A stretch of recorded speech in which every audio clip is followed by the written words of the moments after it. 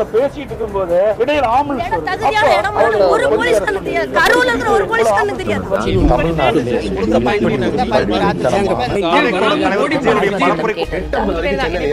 காவல்துறை அரசாங்கம் அந்த கட்சியினுடைய தலைமை இது போன்ற ஒரு நிகழ்வு நடக்கும்னு தெரியும்.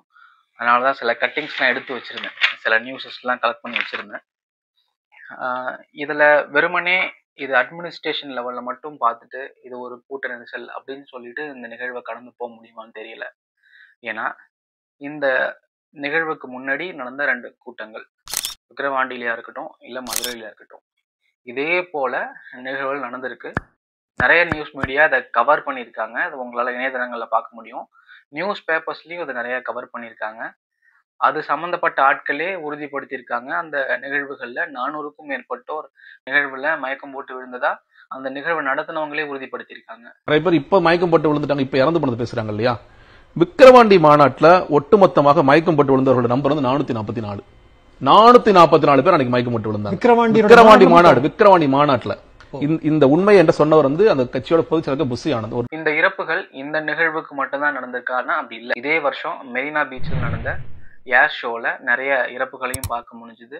அங்க ஹீட் ஸ்ட்ரெஸ் உருவானதையும் நிறைய நியூஸ் சேனல்ஸ் கவர் பண்ணியிருக்காங்க. இது தமிழ்நாட்டுல மட்டும்தானா அப்படின்னா இல்ல. உத்தரப்பிரதேசத்துல எலெக்ஷன் நடக்கும்போது 2024 எலெக்ஷன் 2024 எலெக்ஷன்ல 34 கவர்மெண்ட் ஸ்டாஃப் இறந்திருக்காங்க. இந்த கவர்மெண்ட் ஸ்டாஃப் மட்டும் 34 பேர். இது இல்லாம கான்ட்ராக்ட் பேசிஸ்ல எடுத்தவங்க, இந்த மாதிரி நிறைய ஸ்டாஃப் வந்து நிறைய மயக்கம் போட்டிருக்காங்க, நிறைய இறந்திருக்காங்க. இதோட முடிஞ்சுதான்னு கேட்டா அப்படி இல்லை. உலக லெவல்ல பாத்தீங்கன்னா பாகிஸ்தான் 2015 வந்து கராச்சியில 2000 பேருக்கு மேல இறந்திருக்காங்க 3 நாள்ல. இது நம்ம பார்க்கறது கண்ட்ரில. அதே சமயம் சவுதி அரேபியால வந்து இந்த ஹஜ் பயணிகள்னு சொல்லுவாங்கல்ல, அவங்களும் கிட்டத்தட்ட 1000 பேருக்கு மேல இறந்திருக்காங்க. அது 2024 தான். 2021 கிட்டத்தட்ட 49 டிகிரி செல்சியஸ் வெப்பநிலை அதிகமானதுனால 100க்கும் மேற்பட்டோர் கனடா அமெரிக்காலாம் இறந்திருக்காங்க. இது எல்லாத்த விட முக்கியமானது, யூரோப்ல கிட்டத்தட்ட 70,000க்கும் மேற்பட்டோர் வந்து இறந்திருக்காங்க. அது எப்போனா 2003ல ஒரு மதியம் அடிக்க ஆரம்பிச்ச வெயில் உங்களுக்கு ஈவினிங் வரைக்கும் ஒரு 3:30 4:30 வரைக்கும் போயிருக்கு. Soaring temperatures are still hitting most of Europe. There are wildfires in Portugal and Spain, and a warning from the World Meteorological Centre of an increase in pollution as well. It's first ever red warning for extreme heat. கிட்டத்தட்ட evening time ஒரு 3 மணிக்கு 43 degree செல்சியஸ்க்கு மேல அது peak போனதுனால கிட்டத்தட்ட 70,000க்கும் மேற்பட்ட மக்கள் இறந்திருக்காங்க யூரோப்ல.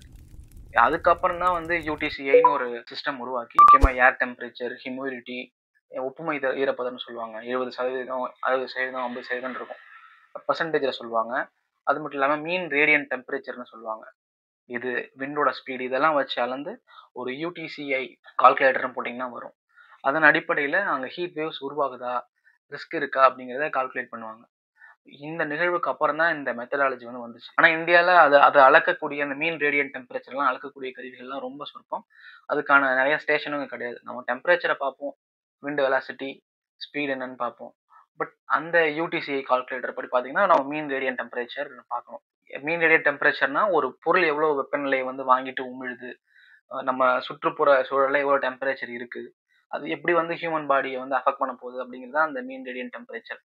இதெல்லாம் நம்ம போட்டு பார்த்தோம்னா அந்த பர்டிகுலர் ஏரியாவில் எவ்வளோ ஸ்ட்ரெஸ் வந்து உருவாகிருக்கு, ஹீட் ஸ்ட்ரெஸ்ஸுங்கிறத நம்ம உணர முடியும். நம்ம இந்தியாவில் அந்த சிஸ்டம் இல்லை. நம்ம வெறுமனே டெம்பரேச்சர் மட்டும்தான் வச்சுட்டு இருக்கோம். இது முக்கியமாக வந்து மனுஷனோட பாடி வந்து கிட்டத்தட்ட 37 டிகிரி செல்சியஸ்க்கு மேலே போனுச்சுன்னா பிரச்சனைகள் ஏற்படும். ஒரு 1/2 hour இருந்ததுனால உங்களுக்கு வந்து உடல் உபாதைகள் வரும், நிறைய பேர் மயக்கம் போட்டு விழுவாங்க. பட் நம்ம இந்தியன் மெட்ராலஜிக்கல் டிபார்ட்மெண்ட் என்ன சொல்கிறாங்கன்னா, உங்களுக்கு வந்து ஒரு 5 to 7 டிகிரி செல்சியஸ் இன்க்ரீஸ் ஆனால் மட்டும்தான் நாங்கள் ஒரு 48 hours அந்த டெம்பரேச்சர் இருந்துச்சுன்னா நாங்கள் அது ஹீட் ஸ்ட்ரெஸ்ன்னு நாங்கள் அனௌன்ஸ் பண்ணுவோம் அப்படின்னு சொல்கிறாங்க. ஆனால் நம்ம அந்த 37 டிகிரி செல்சியஸை நம்ம தாண்டும் போது மெடிக்கல் சயின்ஸ் படி ஒரு 30 minutesலேயே நமக்கு வந்து 30 to 40 minutesலேயே நம்ம பாடி வந்து டெம்பரேச்சர் அதிகமானுச்சுன்னா நிறைய உடல் உபாதைகள் ஸ்டார்ட் ஆகிடும் அப்படின்னு நம்ம மெடிக்கல் சயின்ஸ் சொல்லுது. ஸோ இந்த அடிப்படையில் பார்க்கும்போது கரூரில் நடந்த ஈவெண்ட்ல கிட்டத்தட்ட மதியத்துலேருந்து 11 மணிலேருந்து 8 மணி வரைக்கும் அவங்க வெயிட் பண்ணியிருக்காங்க. ஸோ இந்த இடத்துல வந்து ஹீட் ஸ்ட்ரெஸ் உருவாயிருக்கானா செக் பண்ண முடியும். நம்ம வந்து இந்த UTCI கால்குலேட்டர் போட்டு ட்ரை பண்ணலாம். பட் இதில் குறிப்பாக என்ன பிரச்சனைனா, இந்த மீன் ரேடியன்ட் டெம்பரேச்சர் நம்மளால் சரியாக அளக்க முடியாது. சில ஃபார்முலாஸ் வச்சு தோராயமாக தான் நம்ம அளக்க முடியும். ஃபர்ஸ்ட் நம்ம கூகுளில் போயிட்டு UTCI கால்குலேட்டர்ஸ் அப்படின்னு போட்டோன்னா நிறையா வரும். அதில் வந்து நான் இந்த கால்குலேட்டர் போனேன், கிளிக் பண்ணோன்னா சம்திங் இது வருது. இதில் வந்து air temperature, mean radiant temperature, relative humidity, wind ஸ்பீட்லாம் இருக்கும். அன்னைக்கு கரூரில் பார்த்தீங்கன்னா, அன்னைக்கு சண்டே 27th அக்டோபர் அப்போ பார்த்தீங்கன்னா டெம்பரேச்சர் வந்து 32, 31, 33 வரைக்கும் இருக்குது. சம்திங் அக்டோபருக்கு. ஓகே. ஸோ ஏர் டெம்பரேச்சர் வந்து ஒரு 33 தான் வரும். ஸோ 33 போடலாம். ஏர் டெம்பரேச்சர் 33 ப்ளஸ் இந்த மீன் ரேடியன்ட் டெம்பரேச்சர்னு இருக்குல்ல, அது என்னன்னா ஹீட்டை வந்து ஒரு கான்கிரீட் பில்டிங் அப்சர்வ் பண்ணி எவ்வளோ கொடுக்குது அப்படிங்கிறது தான். கண்டிப்பாக இதில் பொறுத்த வரைக்கும் 35னா ஒரு 140 வரைக்கும் போகுது, அதெல்லாம் நமக்கு தேவையில்ல. நம்ம ஒரு 55 மட்டும் கம்மியாகவே போடலாம். நெக்ஸ்ட்டு ரிலேட்டிவ் ஹியூமிடிட்டி, அது வந்து அன்னைக்கு டெம்பரேச்சர் வந்து இது பழசு. சண்டே கீழே இருக்குல்ல, சண்டே 27th அக்டோபர் அதை கிளிக் பண்ணோன்னா கிட்டத்தட்ட 60 வருது. நம்ம அதையே 60 போடலாம். கண்டிப்பாக கொஞ்சம் ஈவினிங்கில் அதிகமாக இருக்கும். அந்த டைமில் 60 தான் இருந்திருக்கும். 60 போடுவோம். நெக்ஸ்ட்டு இப்போ விண்டு ஸ்பீடு வந்து அதில் 7 கொடுத்துருக்கு. அதை கன்வெர்ட் பண்ணோன்னா 1.5 மீட்டர் பர் செகண்ட் வந்து போடலாம். ஸோ கீழே வந்துருச்சு பாருங்கள், ஸ்ட்ராங் ஹீட் ஸ்ட்ரெஸ்ஸுன்னு. இப்படி நம்ம வந்து இந்த மீன் ரேடியன்ட் டெம்பரேச்சரை வந்து கன்வெர்ட் பண்ணி நம்ம எடுத்துருக்கோம். இதோட தார் ரோட்லாம் இன்னும் ஹீட் அதிகமாக இருக்கும். அதோட சர்ஃபேஸ் டென்ஷன் நம்ம கம்மியாக தான் போட்டிருக்கோம். அதுக்கே ஸ்ட்ராங் ஹீட் ஸ்ட்ரெஸ்னு வருது.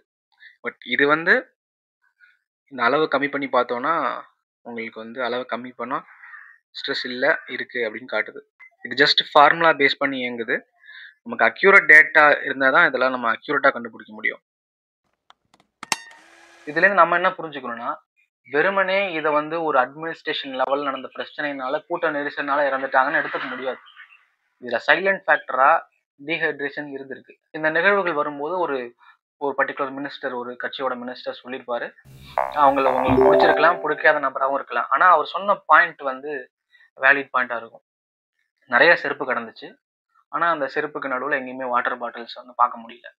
அவ்வளோ பேர் கூடியிருக்காங்க, ஆனால் தண்ணி வசதி மிக சொற்பமாக இருந்திருக்கு.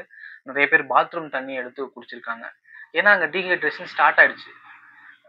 அந்த இடத்துல ஹீட் ஸ்ட்ரெஸ் மேபி உருவாகி இருக்கலாம். அதை அளக்கக்கூடிய கருவிகள் நம்ம இல்லைனாலும் நம்மளால நிறைய பேர் அதை மென்ஷன் பண்ணுறாங்க. நிறைய பேர் அந்த பாத்ரூமில் உள்ள தண்ணி எடுத்துலாம் குடிச்சிருக்காங்க. நிறைய பேர் தண்ணி கேட்குறாங்க. இந்த டீஹைட்ரேஷன் ஸ்டார்ட் ஆகிருக்குங்க. இது ஒரு 30 மினிட்ஸுக்கு மேலே இருக்கும்போதே இந்த பாடி வந்து தாங்காது. அப்படி இருக்கும்போது மனுஷங்க பக்கத்தில் இருக்கிற ஹீட்டு டெம்பரேச்சர்லேயும் கிட்டத்தட்ட 8 ஹவர்ஸ்க்கு மேலே அவங்க நின்றுருக்காங்க. நீங்கள் வந்து ஒரு தண்ணியோ இல்லை வந்து ஒரு பிரியாணி கொடுத்தா அது பிரியாணிக்காக வர கூட்டம் அப்படிங்கிற மாதிரி இதை அசிங்கப்படுத்துகிற விஷயங்களும் நடந்துட்டு இருக்கு. இந்த மாதிரி தண்ணி கொடுக்குறதோ இல்லை உணவுகள் வழங்குறத தவிர்த்தோன்னா என்ன மாதிரி விளைவுகள் ஏற்படுங்கிறதோ இந்த நிகழ்வுல உங்களால் புரிஞ்சிக்க முடியும். இதோட சீரியஸ்னஸ் நீங்கள் எப்படி புரிஞ்சுக்கலாம்னா, IPCC report, international panel on climate change, அவங்க வெளியிட்டிருக்க அறிக்கையின்படி தமிழ்லேயும் இருக்குது. அதை நீங்கள் படித்து பாருங்கள். இல்லைனா ஏதோ ஒரு ஏஐல போட்டுங்க, அதுவே அதோட சாராம்சத்தை அப்படியே உங்களுக்கு அப்ஸ்ட்ராக்ட் மாதிரி கொடுத்துரும், ஆன்ஸ்டு பண்ணுற மாதிரி. அவங்க வெளியிட்டிருக்க அறிக்கையின்படி சவுத் ஈஸ்ட் ஏஷியா, நம்மளும் அதில் தான் வரும். அதுதான் கிளைமேட் சேஞ்சோடைய ஒரு ஹாட்ஸ்பாட்டாக சொல்கிறாங்க. அப்படி இருக்கும்போது நிறைய இடங்களில் டெல்லியிலலாம் 50 டிகிரி செல்சியஸ் கூட ரெஜிஸ்டர் ஆகிருக்கு டெம்பரேச்சர். அப்படி இருக்கும்போது கட்சியோட தலைவர்களோ இல்லை ஒரு கூட்டத்தை ஒருங்கிணைக்கிறவங்களோ இந்த புரிதல் அவங்களுக்கு வரணும். ஃபஸ்ட்டு இந்த சுற்றுச்சூழல் பற்றின அவேர்னஸ் வரணும். அதன் அடிப்படையில் தான் நீங்கள் வந்து நம்ம ஒரு கூட்டத்தை ஆர்கனைஸ் பண்ண போகிறோம், இந்த மாதிரியான ஃபேக்டர்ஸ் இருக்குது அப்படிங்கிற அடிப்படையில் நம்ம இனி வரும் காலங்களில் அதை நம்ம கையில் எடுத்துக்கணும். இப்போ கவர்மெண்ட்டும் சொல்லியிருக்காங்க, நாங்கள் வந்து ஒரு பாலிசி ரெடி பண்ண போகிறோன்னு. அந்த பாலிசியில் இதையும் இன்க்ளூட் பண்ணுறது நல்லது. எந்த ஒரு நிகழ்வுக்கு பின்னாடி சுற்றுச்சூழல் காரணங்கள் இருக்குது, அதை மட்டும் விட்டுட்டு நம்ம ஈஸியாக ஒரு ப்ராப்ளம் வந்து ஒரு அட்மினிஸ்ட்ரேஷன் ப்ராப்ளம் அப்படின்னு ஒதுங்கிட முடியாது. தேங்க்யூ. ரெஃபரன்ஸ்லாம் படித்து பாருங்கள்.